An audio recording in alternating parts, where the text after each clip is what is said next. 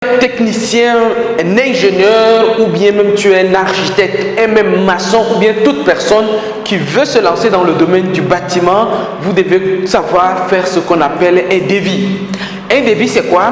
C'est tout simplement une estimation quantitative, mais également estimative. Il y a même ce qu'on appelle un devis descriptif. Mais je ne vais pas entrer dans ça dans cette vidéo. Dans cette vidéo, je vais me limiter à un devis estimatif et quantitatif. C'est-à-dire que comment connaître le coût des matériaux de construction et surtout connaître la quantité déjà des matériaux de construction et connaître le coût de chaque matériau de construction. Et pour ce faire, il y a 3 étapes. Je vais vous expliquer ici les 3 étapes ou bien les 3 éléments à savoir pour que le devis devienne facile pour vous. Ça deviendra vraiment un jeu d'enfant pour vous.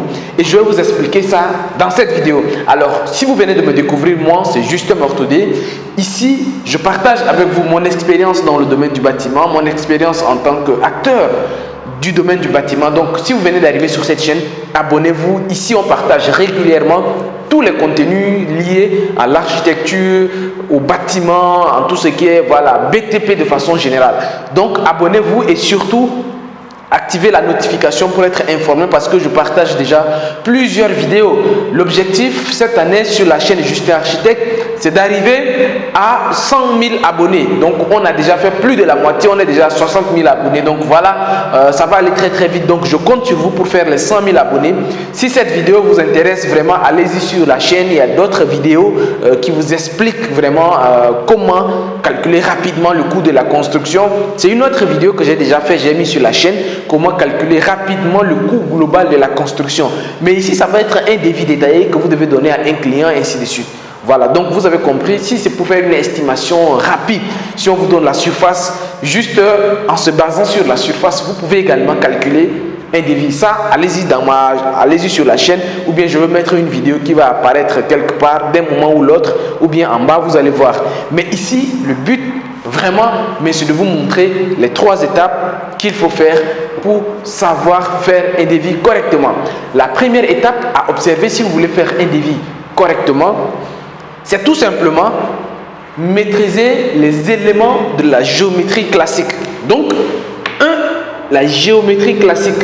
Quand je dis géométrie classique, c'est quoi? Je vais m'expliquer. Géométrie classique, c'est quoi? C'est-à-dire qu'il suffit de connaître les formes, les figures géométriques et déterminer leur surface et leur volume. C'est simple. Donc, par exemple, je vais prendre un exemple très simple. Quand vous avez affaire à un rectangle, donc un rectangle, c'est longueur, largeur. Donc, pour calculer la surface de ce rectangle, vous avez la longueur grand L et la largeur petit l. La surface de ça, ça fait quoi? Ça fait longueur fois largeur. Donc, la surface de ça, ça fait longueur fois largeur. C'est simple. Donc, vous avez surface de ça égale à longueur fois largeur. Si vous avez affaire à un triangle rectangle, donc ça va faire longueur. Donc, c'est simple. Ici, là, ça devient la hauteur et ça devient plus ou moins la base. Donc, vous avez la base, donc vous avez la hauteur, vous avez la base. Donc, pour calculer la surface de ça, donc ici, si vous voulez calculer la surface de ça, c'est la surface de ce triangle, c'est tout simplement la hauteur fois la base. Mais si on fait la hauteur fois la base, là, on arrive à avoir la surface. Donc, il faut diviser par 2. C'est tout simplement la moitié. Donc, on divise par 2 pour avoir la surface. Parce que, si vous voyez bien, c'est un rectangle qu'on a divisé par 2. Bref, ce sont les éléments comme ça de la géométrie classique. Dans ces cas-ci, je suis en train de vous parler d'un cas de la surface. Il y a également des formes un peu plus complexes, comme les trapèzes, des trucs un peu bizarres. Tout ça, il y a des formules qui vont vous expliquer de faire ça. D'ailleurs, à ce sujet, j'ai fait une vidéo beaucoup plus détaillée qui vous permet de connaître tout, donc de connaître, calculer tout ce qui est surface. D'ailleurs, ça c'est la surface, donc il faut connaître, calculer. Donc il y a dans la géométrie classique, voici les choses à connaître, à faire. Vous devez connaître dans la géométrie classique à calculer le périmètre. Donc le périmètre c'est le pourtour. Ça vous permet à quoi? Je vais vous expliquer tout de suite. Ça vous calculez également la surface et le volume. Donc voici les 3 choses de la géométrie classique que vous devez savoir faire partout. Donc, alors, l'écran s'est arrêté, je vais juste toucher comme ça pour que ça revienne. Donc, ce que vous devez savoir ici, les éléments de la géométrie classique, c'est quoi? C'est calculer le périmètre. Il y a une vidéo que je vous explique comment calculer ces trois choses-là. Calculer le périmètre, la surface, le volume. Alors, à part le périmètre, il y a unité. Donc, il y a unité, c'est-à-dire que, un exemple, maintenant, c'est là où vous allez savoir à quoi ça sert. Unité, quand vous avez affaire à une unité, c'est-à-dire quoi? Unité, c'est porte, fenêtre ou bien sanitaire. Donc, les sanitaires, ce sont des unités. Dans le défi, les unités, alors, les éléments unitaires. Donc, on va dire 1, 2, 3, 4, 5 portes comme ça. 1, 2, 3, 4, 5 lavabos. Donc, ce sont des éléments qui sont calculés de façon unitaire. On compte juste le nombre à l'unité et on affecte un prix. On va le voir juste après. On compte les éléments un à un et on affecte un prix. Le périmètre, en fait, c'est connaître le pourtour. Le périmètre vous permet de calculer la longueur développée. Quand vous connaissez, alors, le périmètre, ce sont des éléments linéaires. Donc, il suffit de calculer. Par exemple, si je vous donne ça, ces rectangles-là, le périmètre, c'est simple. Il faut calculer longueur plus largeur, plus longueur, plus largeur. C'est simple. Donc, vous avez le périmètre, vous avez la longueur développée. Alors, la longueur développée vous permet, dans beaucoup de cas, de vous calculer, par exemple, tout ce qui est sous-bassement, tout ce qui est maçonnerie, tout ce qui est plainte, tout ce qui est peinture. On va voir ça après, à quoi ça sert. Mais ce que je suis en train de vous dire, il faut savoir juste les calculer. C'est la base. Et d'ailleurs, si vous voulez savoir calculer ça, j'ai fait déjà une vidéo qu'il faut aller regarder pour comprendre comment calculer les éléments de la géométrie classique. C'est très important. C'est simple, vous pouvez apprendre tout ça. Allez-y regarder la vidéo en quelques heures où vous allez maîtriser tout ce qui est calcul de la géométrie classique. Les surfaces, ça vous permet de calculer beaucoup de choses. Les surfaces dans le bâtiment, généralement, vous allez pouvoir calculer la surface de l'étanchéité, vous allez pouvoir calculer la surface du carrelage. Donc, vous pouvez estimer la surface du carrelage si vous maîtrisez. Les surfaces, ça sert à ça en fait. Ça sert à les surfaces de plancher, les surfaces, en tout cas. Donc, si vous calculez par exemple cette surface-là et que vous déterminez la surface, vous pouvez dire que ok, c'est la surface du carrelage, tout simplement. C'est très important à comprendre. Autre chose, le volume. Le volume, c'est quand vous avez ça, donc je vais vous prendre un cas. Le volume, si vous avez quelque chose comme ça, vous avez longueur, largeur, mais il y a une troisième dimension qui entre en jeu. C'est ça. Donc voilà, on arrive à quelque chose comme ça. Donc le volume, c'est en 3 dimensions. Voilà. Le volume, c'est en 3 dimensions. Donc, vous avez une profondeur. Vous avez la profondeur. Donc, vous devez calculer le volume. Maintenant, ça, c'est le volume d'un cube. Vous pouvez également avoir le volume comme ça. Ça aussi, c'est le volume. Mais il y a plusieurs types de volume. Mais en fonction de chaque élément, vous devez chercher à connaître. C'est le volume d'un cylindre, le volume d'un cube, le volume de ceci, de cela.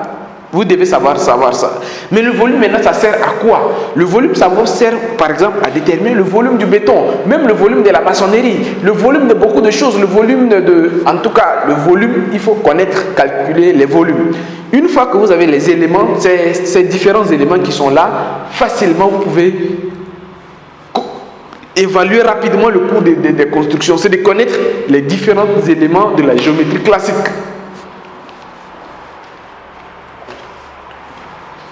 Maintenant, une fois que vous avez maîtrisé les différents éléments de la géométrie classique, si vous voulez voir ça beaucoup plus en détail, je vous fais une vidéo spécialement pour ça. Allez-y regarder cette vidéo où j'explique comment calculer les différentes figures géométriques pour connaître tout.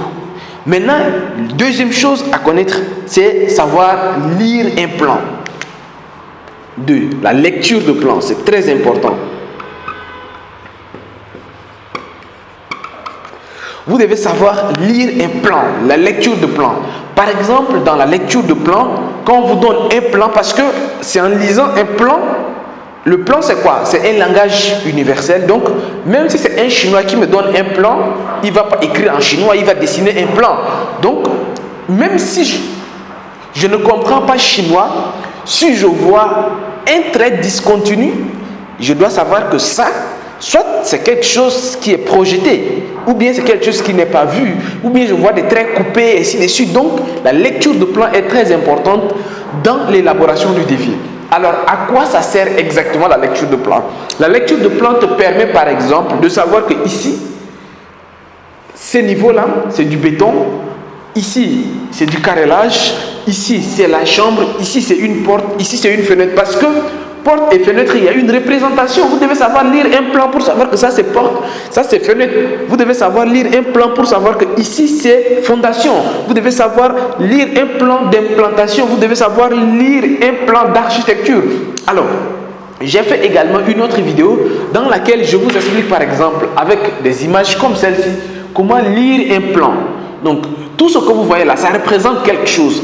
Dans le dessin technique, rien n'est mis au hasard. Donc, dans la lecture de plan, bien sûr, quand vous allez faire la lecture de plan, quand vous allez maîtriser la lecture de plan, vous allez tout simplement connaître ça. Donc, j'ai fait également une autre vidéo qui va vous expliquer comment lire un plan. Je vais mettre la vidéo également dans la barre de description. Comme ça, vous allez savoir comment lire un plan. Dans ces cas-ci, je vais vous afficher différents types de plans. Donc, quand vous avez affaire à un plan d'implantation, donc c'est très important. On commence d'abord sur le plan d'installation de chantier. C'est très important pour que vous compreniez ceci. Les plans, on commence d'abord par le plan d'installation de chantier. Après le plan d'installation de chantier, on fait le plan d'implantation. Le plan d'implantation sert de matérialiser, alors, le plan d'architecture, le plan qui est fait sur papier, pour le transposer sur le plan. Donc ça, c'est le plan d'implantation. Vous allez pouvoir également faire ça. Après, maintenant, le plan de semelle, après le plan du dallage, le plan, voilà, différents types de plans. Donc, le plan de structure de façon générale, le plan de plomberie, après le plan d'électricité, après, il y a aussi le plan d'architecture, le plan archi. C'est important de connaître à lire le plan béton armé, le plan de l'eau technique et le plan archi. Ce sont les trois types de plans que vous devez savoir lire pour pouvoir faire un devis. Parce que quand vous devez faire un devis détaillé, vous allez prendre le plan de l'architecte, vous allez prendre le plan de l'ingénieur et vous allez prendre le plan de l'ingénieur méthode ou bien l'ingénieur fluide ou bien l'ingénieur l'eau technique, voilà, tout ce qui est l'eau technique pour pouvoir faire ça. Donc c'est très important de savoir lire le plan. Le troisième élément à connaître pour faire un devis de bâtiment, c'est de connaître le bordereau de prix. Donc, c'est d'avoir un bordereau de prix.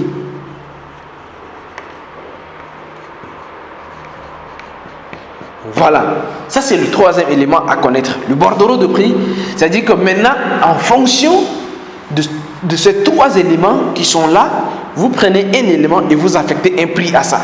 C'est-à-dire que maintenant, comme je vous ai dit auparavant, si vous calculez la surface, vous connaissez la surface, maintenant vous connaissez que, ok, la surface, si vous savez lire le plan aussi, donc vous dites que, ok, la surface, si c'est la surface du véranda qui fait 15 mètres carrés. Donc vous connaissez calculer la surface. Maintenant, cette surface-là, vous allez affecter le prix du carrelage. Donc 1 mètre carré de carrelage, ça dépend. Il y a des carrelages 1 mètre carré. Classe économique, vous pouvez trouver ça à 4 000, 5 000, 6 000. Il y en a. Après, il y a moins standing, ça fait 12 000, 15 000, ainsi de suite. Type de carrelage, il y a beaucoup. 1 mètre carré de carrelage, ça peut aller jusqu'à 1 million. J'ai vu ça. Il y a des marbres, 1 mètre carré, c'est 1 million. Il y en a. Maintenant, en fonction du bordereau de prix que vous avez, parce que chaque pays a son bordereau de prix. Par exemple, 1 mètre cube de béton au Sénégal, ce n'est pas la même chose que 1 mètre cube de béton au Congo. Ce n'est pas la même chose du tout. Voilà, en fonction du pays, il y a un bordereau différent. Voilà pourquoi les deux premières choses sont identiques à tous les pays. Savoir lire un plan, je l'ai dit, hein, vous êtes chinois, vous êtes la même chose. Géométrie, surface, si tu sais calculer surface, même si tu vas en Côte d'Ivoire, tu vas au Burkina, tu vas au Niger, tu vas au Tchad, c'est la même chose. Surface, c'est surface. Surface de rectangle, c'est longueur fois largeur. Ce n'est pas en France, c'est longueur fois autre chose. Non, non, non. Que ce soit en Allemagne, en France, au Sénégal, donc c'est la même chose, les deux premières choses. Ce qui va être différent, c'est le bordereau de prix maintenant. Dans le bordereau de prix, ça dépend maintenant des pays, parce que chaque pays, le prix des matériaux de construction sont différents. Moi, personnellement, j'ai fait des projets dans plusieurs pays et voilà pourquoi je vous dis ça. J'ai fait des projets en Guinée, c'est pas la même chose. J'ai commencé à faire des devis quand j'étais au Mali en 2013. Là-bas, quand je suis arrivé au Sénégal, c'est pas la même chose. Je suis revenu au Sénégal, voilà, j'ai vu que les devis, c'est autre chose. Les entrepreneurs avec qui j'ai travaillé là-bas, le prix des mètres carrés, c'est pas la même chose que le prix des mètres carrés. Le prix des mètres carrés, par exemple, de l'étanchéité au Mali, c'est pas la même chose que le prix des mètres carrés d'étanchéité en Guinée. Donc le prix, le bordereau de prix est différent.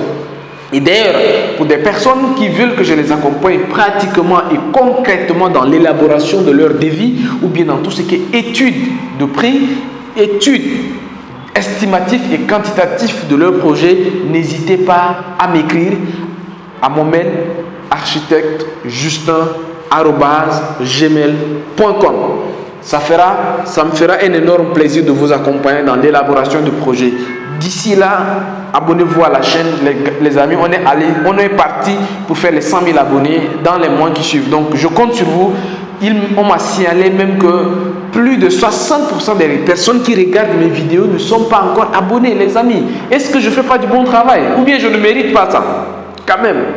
Je mérite quand même les 100 000 abonnés sur Justin Architecte. Donc vraiment, je compte sur vous, je compte sur des personnes qui pensent que le travail que je fais ici mérite quand même les 100 000 abonnés. Vraiment, partagez cette vidéo. Et surtout, même si ce n'est pas pour atteindre les 100 000 abonnés, les informations que je donne sont quand même intéressantes. Et je compte sur vous pour partager ça dans le maximum de groupes. Si vous connaissez d'autres personnes que vous voulez vraiment aider, il faut venir prendre ce genre de vidéos et les envoyer. Ça va vraiment aider d'autres personnes. Voilà. Quant à moi, je vous dis à très bientôt. Au revoir et ciao, ciao.